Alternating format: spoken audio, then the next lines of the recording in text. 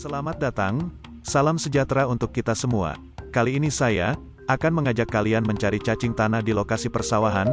Ayo ikuti perjalanan saya, dan kalian akan mengetahui tentang apa itu cacing tanah secara mendalam. Oke, lanjut.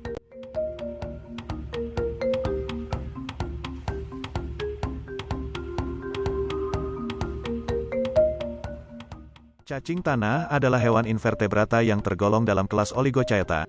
Mereka tidak memiliki tulang belakang atau vertebra, sehingga termasuk dalam kelompok hewan avertebrata. Mereka dapat ditemukan hampir di semua ekosistem tanah. Cacing tanah adalah cacing berbentuk tabung, dan tersegmentasi dalam filum Annelida. Mereka umumnya ditemukan hidup di tanah, memakan bahan organik hidup dan mati. Cacing tanah memiliki tubuh yang terdiri dari sejumlah segmen, yang masing-masing memiliki paruh dan kaki. Cacing tanah umumnya memiliki ukuran yang kecil, yaitu antara 0,5 hingga 2 cm. Sistem pencernaan berjalan melalui panjang tubuhnya. Cacing tanah melakukan respirasi melalui kulitnya. Cacing tanah memiliki sistem transportasi ganda, yang terdiri dari cairan selom, yang bergerak dalam selom yang berisi cairan, dan sistem peredaran darah tertutup sederhana. Memiliki sistem saraf pusat dan perifer. Sistem saraf pusat terdiri dari 2 ganglia atas mulut, 1 di kedua sisi, terhubung ke tali saraf berlari kembali sepanjang-panjangnya ke neuron, motor dan sel-sel sensorik di setiap segmen. Sejumlah besar kemoreseptor terkonsentrasi di dekat mulutnya. Otot melingkar dan longitudinal di pinggiran setiap segmen, yang dimana memungkinkan cacing untuk bergerak. Set yang sama otot garis usus, dan tindakan mereka memindahkan makanan mencerna menuju anus cacing.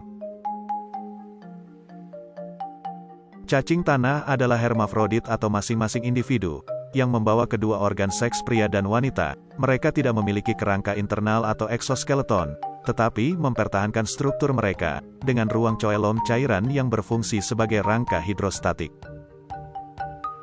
Cacing tanah jenis Lumbricus mempunyai bentuk tubuh pipih, jumlah segmen yang dimiliki sekitar 90-195, dan klitelum yang terletak pada segmen 27-32. Biasanya jenis ini kalah bersaing dengan jenis yang lain sehingga tubuhnya lebih kecil, tetapi, bila diternakkan besar tubuhnya bisa menyamai atau melebihi jenis lain. Cacing tanah dapat bermanfaat dalam budidaya perairan. Dalam beberapa cara yang mungkin dapat kalian peroleh dari menggunakan cacing tanah dalam budidaya perairan. Yang pertama, cacing tanah dapat digunakan sebagai pakan ikan, terutama pada budidaya ikan hias, dan juga cacing tanah dapat digunakan sebagai umpan, atau pakan ikan saat memancing. Cacing tanah merupakan salah satu jenis umpan yang cukup efektif untuk menarik perhatian ikan, terutama jenis ikan yang terbiasa mencari makanan di dasar perairan.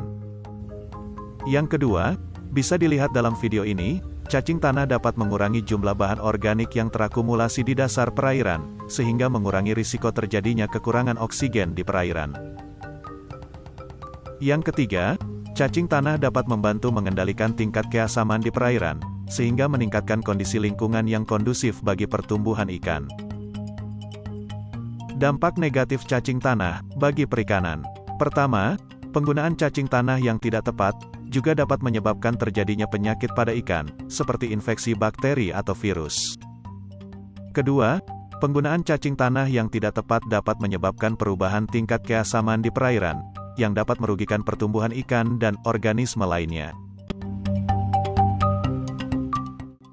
Kurang lebihnya seperti itu, cukup sekian, dan terima kasih.